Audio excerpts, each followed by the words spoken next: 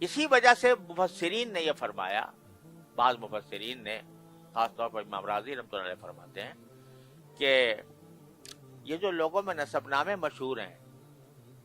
کہ ہم سے لے کر آدم علیہ السلام تک کا نسب نامہ پڑھ لیتے ہیں لوگ،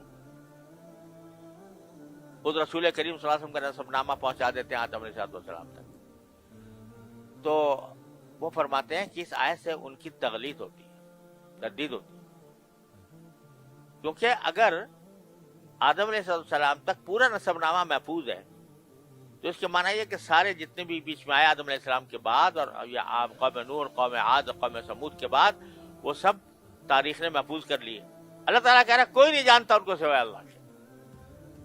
لہذا یہ نسب نامے جو ہیں یہ ان کا کوئی استناد نہیں ہے۔ اور یہ بھی بعض حضرات نے فرمایا، خود رسول کریم سرورت عالم صلی اللہ علیہ وسلم نے حالانکہ یہ فرمایا ہے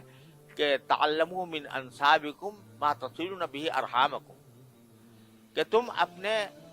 نسب اتنے ضرور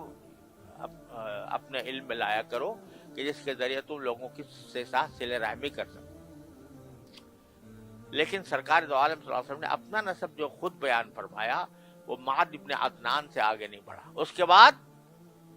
حضرت ابراہیم علیہ السلام تک، حضرت ابراہیم سے نوح علیہ السلام تک، نوح علیہ السلام سے شیس علیہ السلام تک، شیس علیہ السلام سے آدم علیہ السلام تک کے نسب نامے کسی کے علم میں نہیں، لا یعلمہم الا اللہ،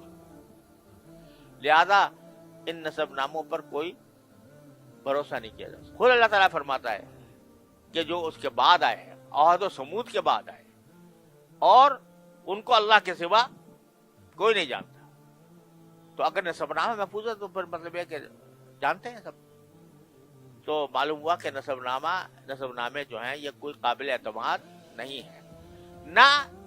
یہ بات قابل اعتماد ہے کہ آدم علیہ السلام سے لے کر آج تک کتنا سال گزرے ہیں، یہ بات لوگ یہ جو بتاتے ہیں ابراہیم علیہ السلام کو